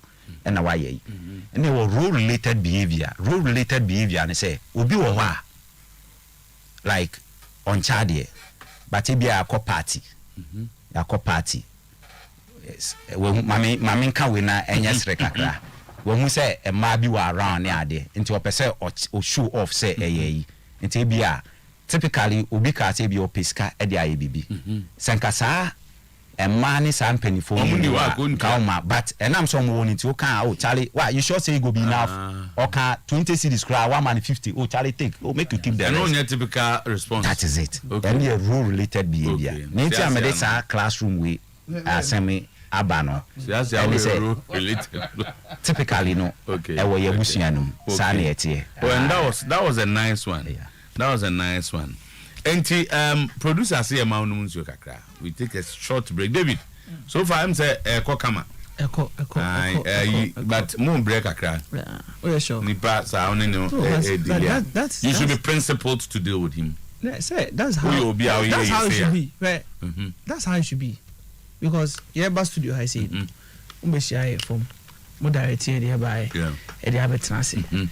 One for uncle for baby say oh coach about when you chop picture me sana because the bus time encouragement no Because yes, so yeah, metaba pa. About 11:55 and news for Nabijina. Yeah. No more back. Yeah. Because that is how things are supposed to be done. Okay. So you see, maybe I said this one finds you are a free talk. So this is how football is supposed to be run. Yeah. And for me, and so Tiana Maker, what he's achieved this season tells us that no cano is applicable, and when you apply it, you are going to achieve the best of it. And in common, I drew half. You ba Africa coach. You will say work near Lally for nothing because I'm on for a whole year mupa and some kakre come away on common. With your permission, you be say ye mat nipa kakrabam.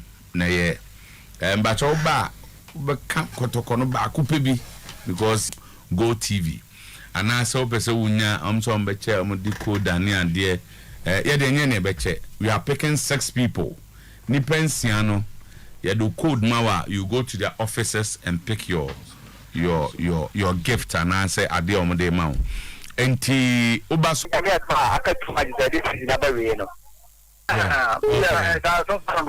it is saying ansan waba almost go for you play be film da obi so go for popul because aka be bono obi so say be the keep bella and all that na ja fani nyina mai sani am di kan wo ni ye tamana yi di komo no ni nyina ye say coach no ni di kan no ubenya gidi wo players na wo di abanum na ne toso mienu no obema peprepe ye aye adwuma confidence and fairness and the right training program I think say sa na ma miensa we no and aboan pa confidence, fairness and the right training program until players na ba division 2 division 1 Kotoko is so big a club say ufi division 2 aba be Kotoko until as a coach no ma said yes say many on be kasa mo Matias yes say once ya fa ono no ye de na ban e kire se obitimi aye adwuma until ni di kan no ono aka say hia self confidence self belief until unyanya eno na ne etosum yenu ni say obey discipline and dedicated towards training coach see ye ni say ya no waye we say me di omo bae no enam say kwan na e pese ye bobo ni nti na omo no kwan omo nim say de fa so bobo no me ka kire omo say they have to unlearn those things say omo de two baby na me de na America no omo tie nti eno na nkakran ya de abedua obedience is key. Obedience me gidi say adwuma ma ase no say obe promote you bia say de anipa no brand ho ase odi ni di ema sa nia promote do munya bida nti we work hard na say what is sa nia ma ni nyina aka ho a etimi ma uko ani nti I think say sa nia ma we no na aboa ama ye de aba ba ko ye o si defender bia je we dey child defender we dey wa ha me nepa anyo no aka me je me 3 points baby am ma draw. Oh, I need a baby or my baby. I mean, so no be recommend ama. Yes, management. Yes. Yeah, be yes a meeting and so far the own for bibi ama. Dabi. So say 20 day and there's a 30 if you am the let's take go. Yeah, be ye ho adwuma. Yeah, be ye ho adwuma. Yeah, be ye ho adwuma. Okay. And abufuo no. Obi say have you hit a player before? Dabi. I say coach bia ni wo wi asema say oh yes I there. Or the right. Dabi. You don't have the right. And a players also who need the right to hit a coach. And a player did a player ever cause your defeat or victory? And they see they be mistakes near there. Be bet me mistake in there. Ube lose too much in the following game. You can win. Typically, my minusu ya yenya appeal. Okay. He scored that. Your friend said Mediama, but against Brukum Chelsea, ya yenyina yehu error yeah. I call training. I'm a friend. I'm catching say appeal. It's finished. The FA can never change the score line and the results. What you have to focus on is the next game. Mediama. Ubisano, friend Ubisano, make sure and go and show yourself approve. Look at the goal he scored. Yeah.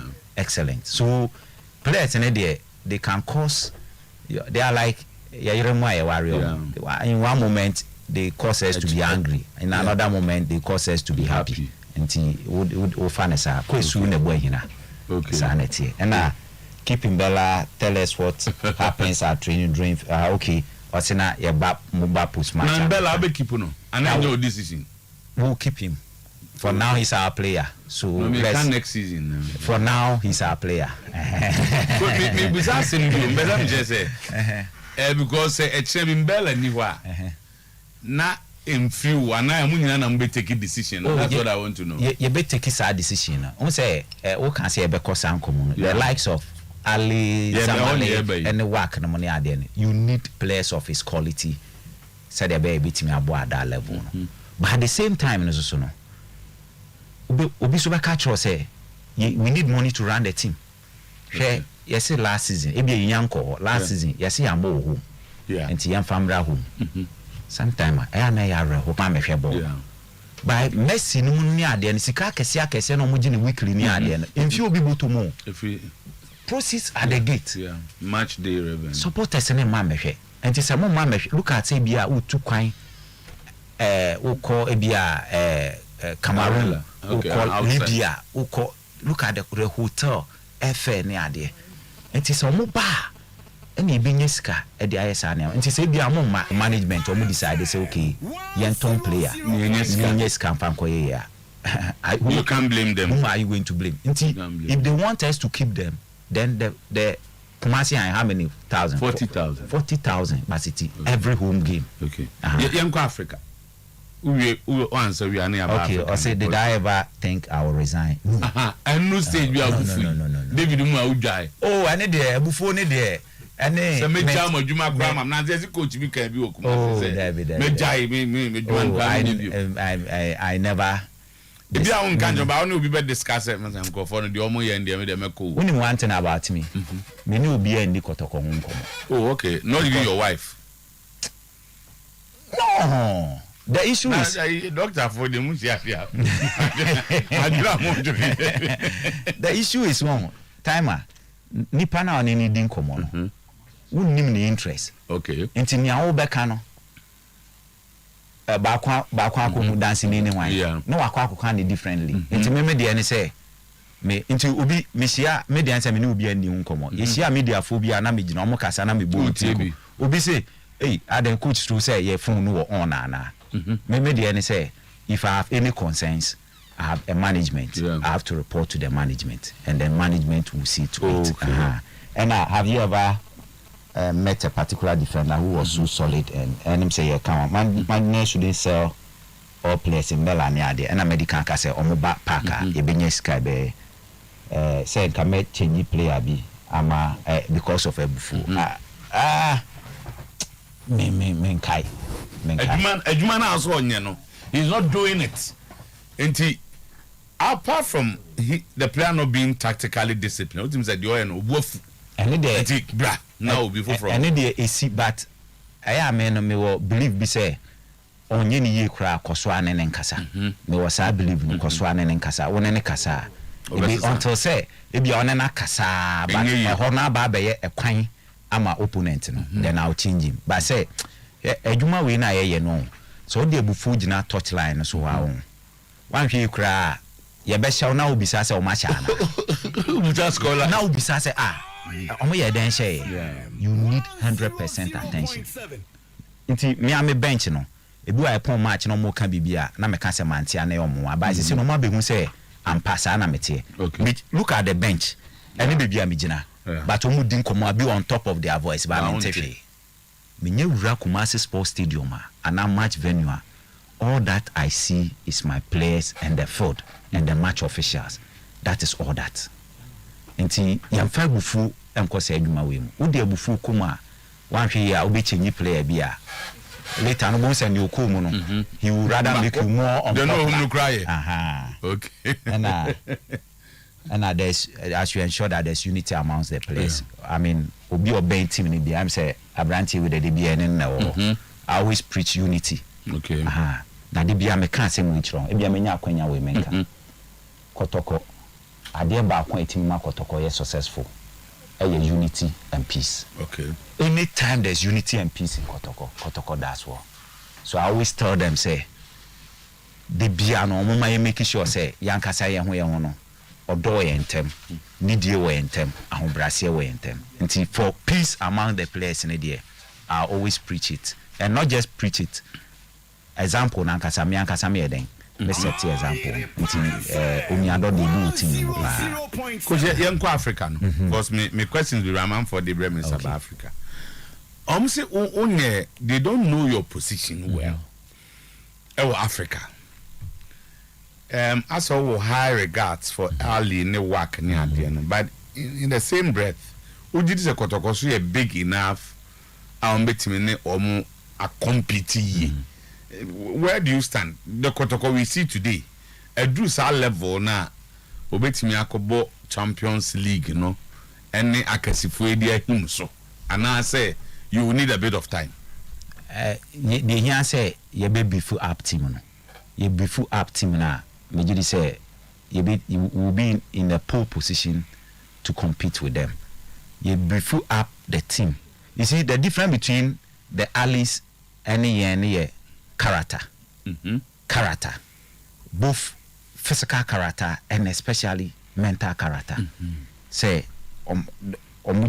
say they can play you, outplay you, and beat you, and they have the quality.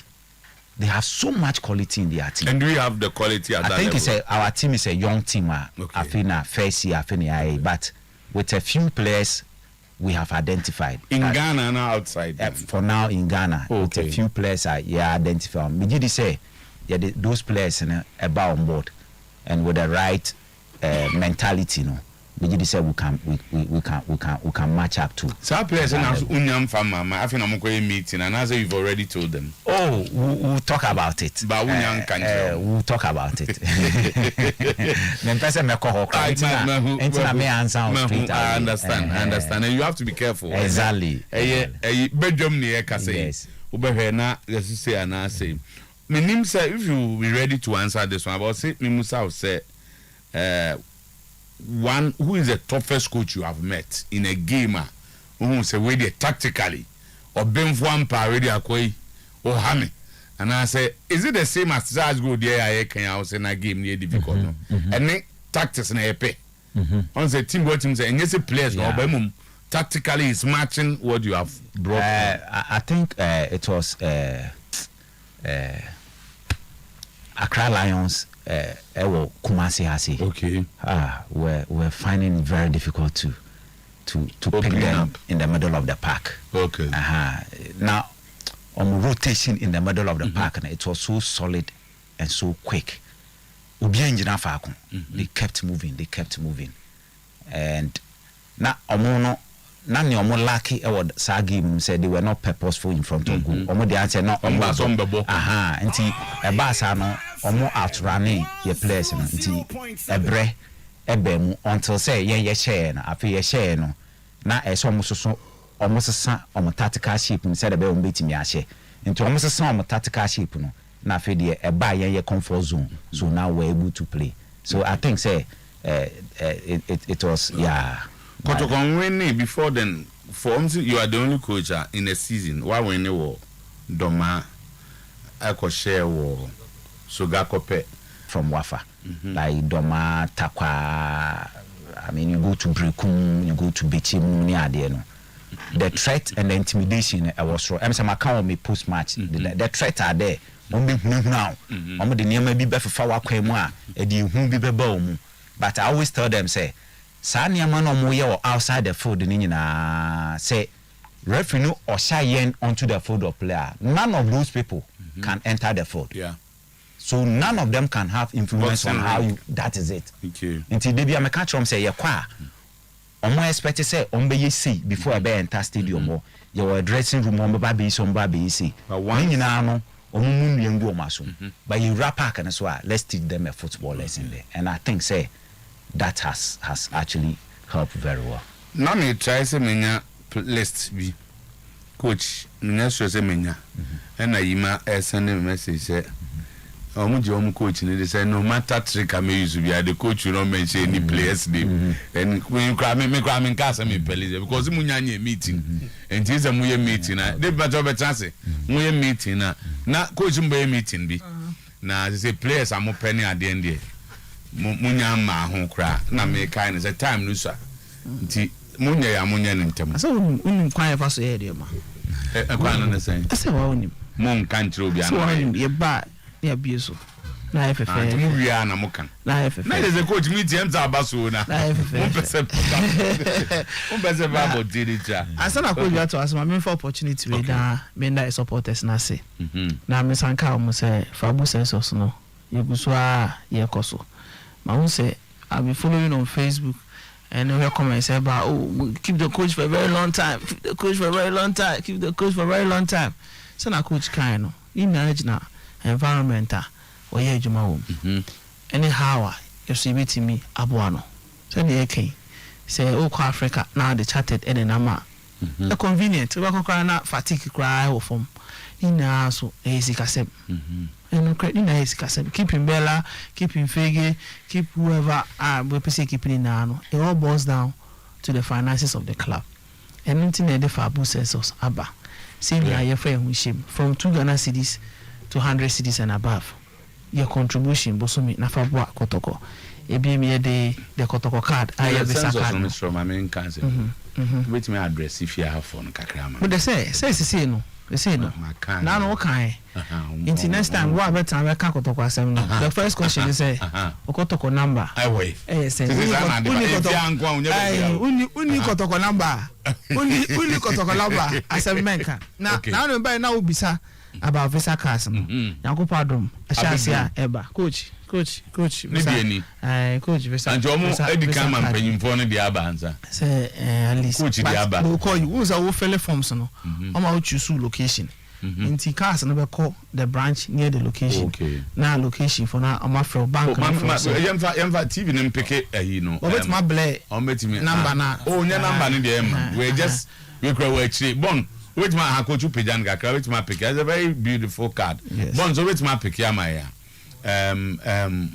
Why na what them was here coach show very good say na tie with the number bia the picture also the bill also and the baby we ultimate the year ultimate transaction to be to there online of course supermarket no to there with magic o come o baby a je visa card bia no obetima and it's like a visa card exactly to create a special account for the card to deposit it ka man who use na ade a hu den say kakra bank coach Anza you wait thank you kakra bank betting no oh coach give it that but the bank betting better Kotoko benya kakra oh to ade na auto ade kakra deductions na wo no Kotoko so benya kakra so apart from monthly contributions na we dey abo asante Kotoko ebu abosumi bia house make you 50 Ghana cedis bosumi bia make you 30 make you 20 make you 100 cedis wow make you 500 no wo say you su card na Kotoko nya kakra ebi em say ID card you go baby na ye Kotoko me Kotoko supporter me card dey Kotoko supporter.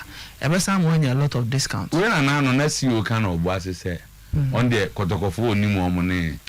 Kotoko number is register no. Kotoko number is because we are important to because who contribute here any amount the clout now also be timide. And also support before you criticize. That's what I say. And this is how we have to go. Okay. And again very soon all our sponsors will be giving discounts to these card holders. Into for example, high sense Kotonioma. What show yeah. We show Kotoko supporter. And platinum because we are platinum. Platinum this percentage.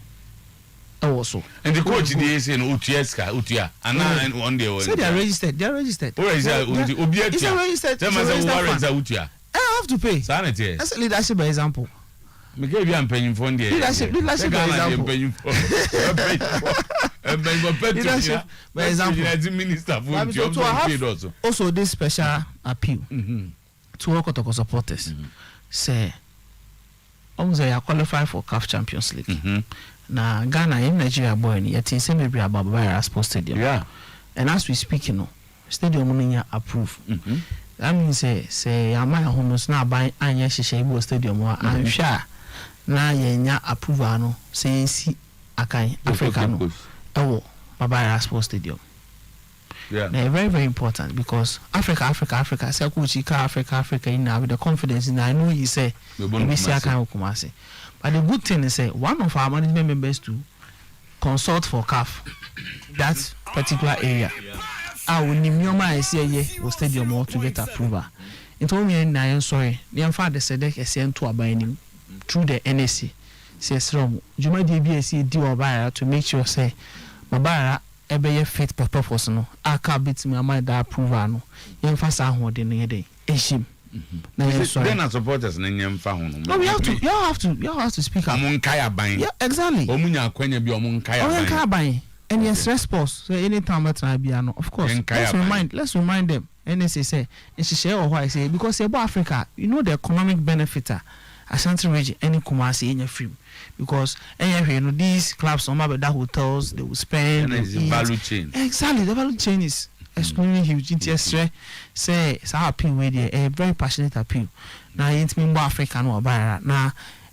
Group stages need a real person here DJ back Kumasi no. It's me fast I need you so. Me that's David. Cry by say omo follow Ghana Japan. Ya share 4-1. Japan say as than 86 minutes. Japan for Ghana 1. And we the Koso. Okay. In fact, stadium asem no. And now man for say serious. As it stands now.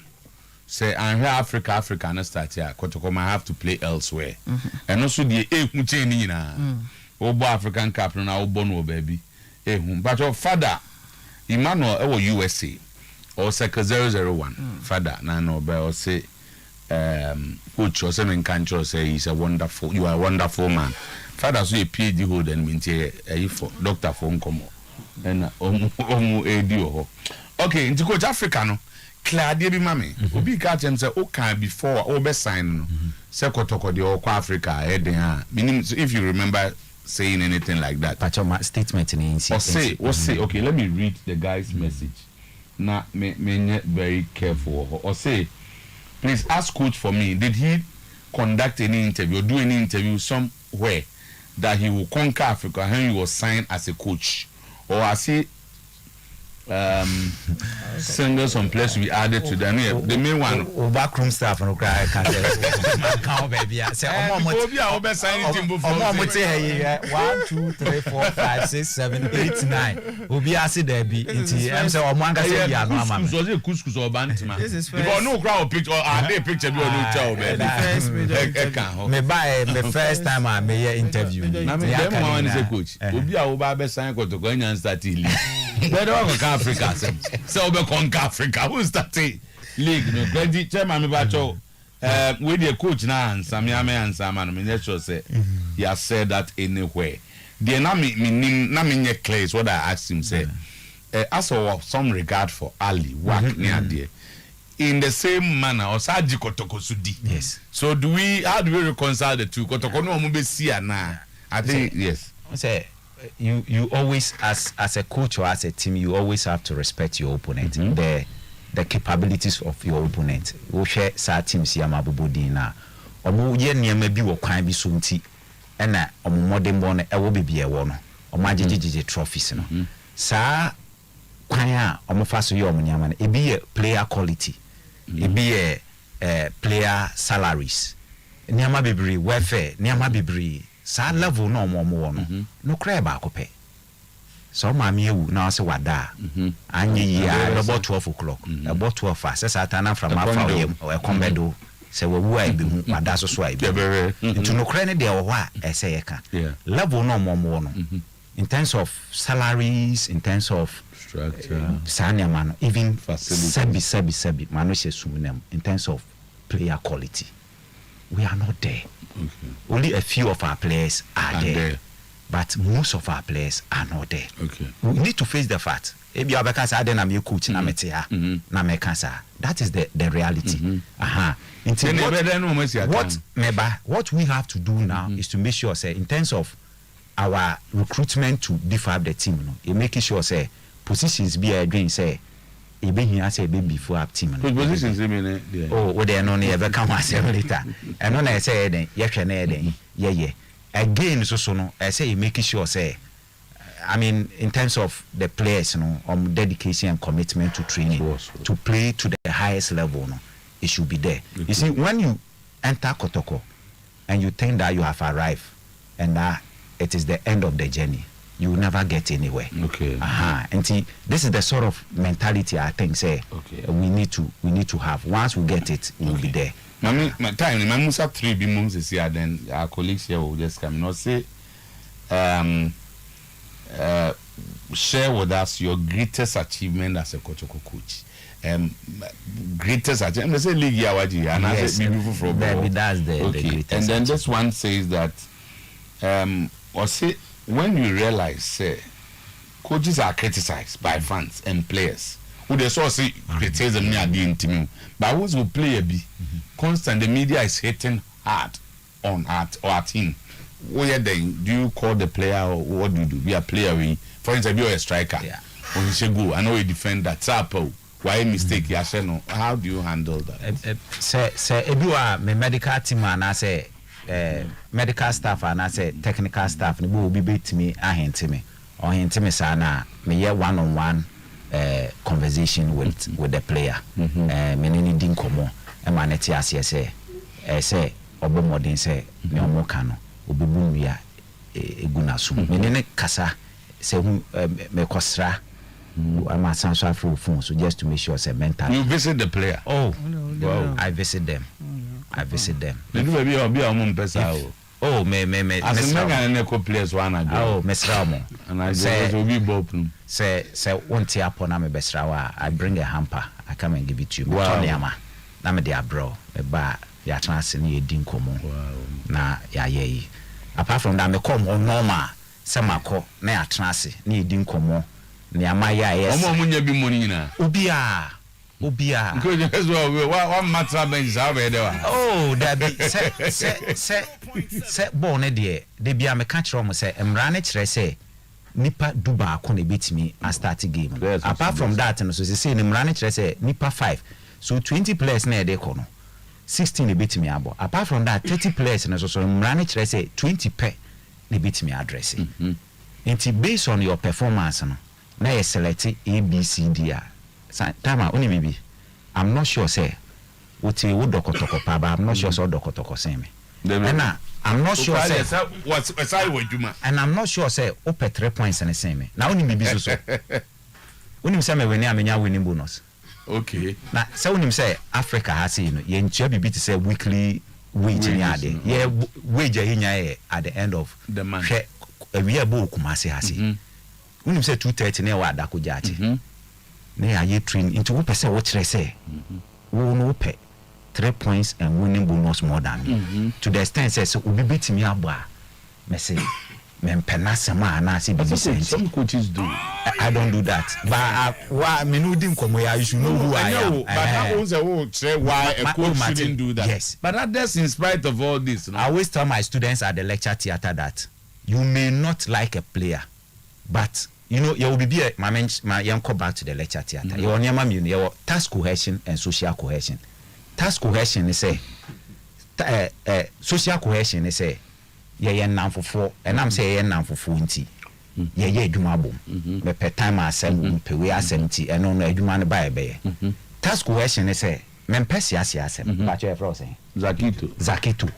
But we have to produce one of the best programs between 10 to 12. Until about we put our differences aside. We produce the best quality and then task cohesion. We can pull gun at each other.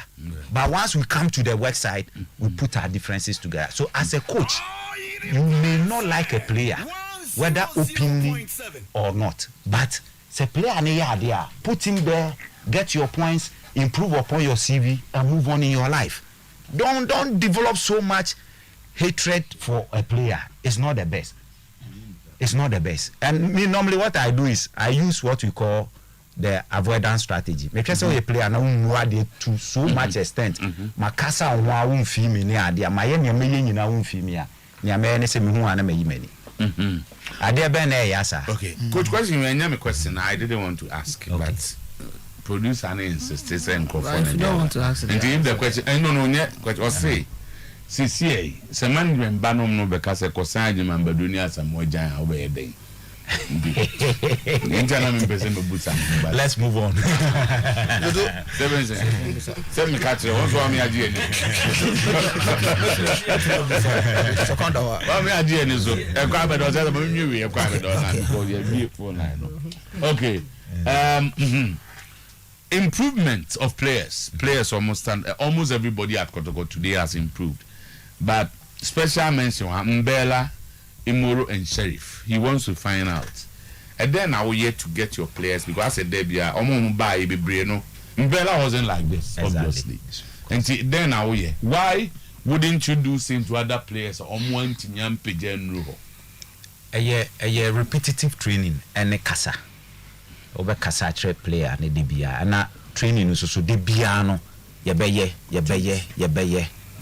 We say, Subai, and they do just one training session. This all twice why, yeah. Say, be up as a win play, you be a match a ball crosser, which means every day you must do that. And no, okay. Now, the difference I Nintia, Ebinumudia was thrown, Ebinumudia. It's all about natural talent. Ebinumuwa naturally, no, or more talent, no. Ewo sa level nti o kire ne kakra pa na wa man home so obi so ane de no enu sa nti just wo to aso sana with time nti na you sa differences na my two questions now I say player Ben in your estimation or surprise you most this season e Kotoko say we there in fact me and am didn't buy but I was not expecting him to do what he's doing now and then your target for next season's Ghana Premier League. Target and the answer is to win the league again. You can't coach Kotoko and be second and be praising yourself. Okay. In the player Ben coach, what the team say? Ubia improve with there. He's really surprising. Moro Ibrahim. And I salute him. Okay. He's a wonderful player. Okay. Just have a question.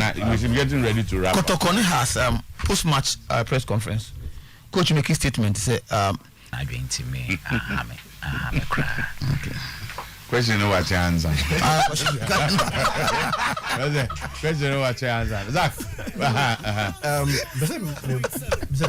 From Kasa Onwa player Emekie.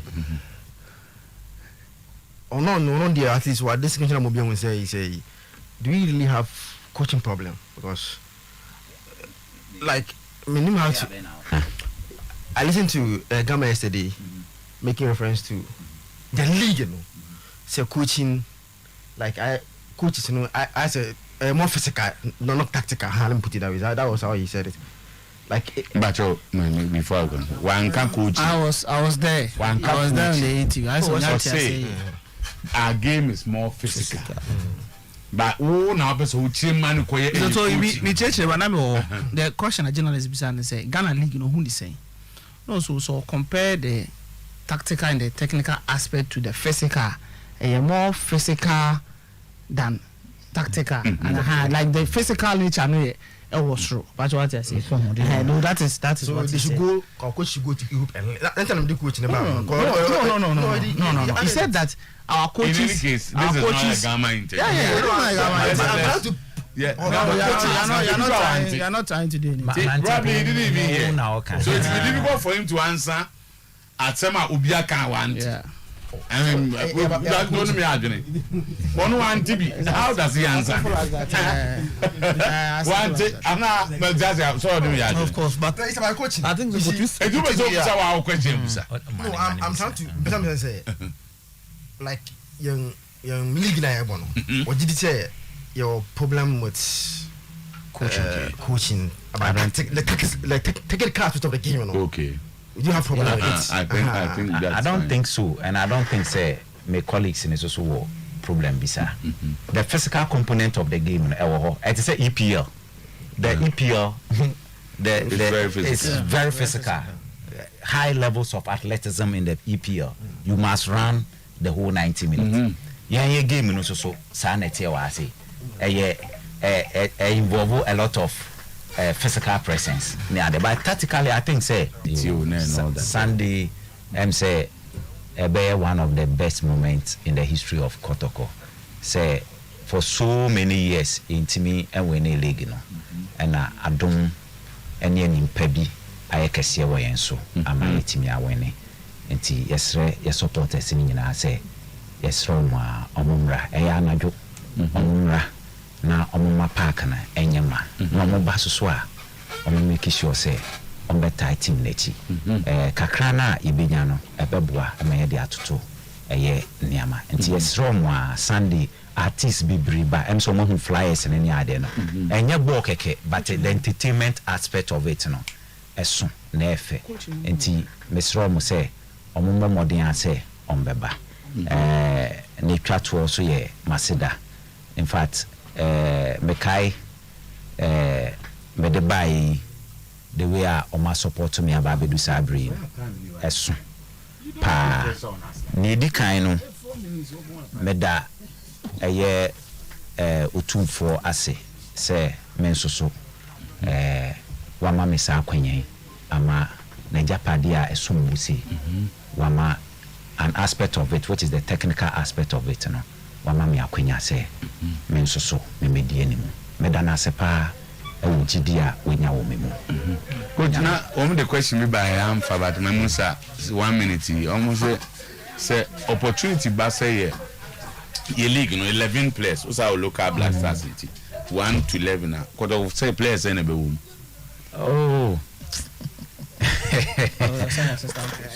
What am I maybe match them? We are my basso. That's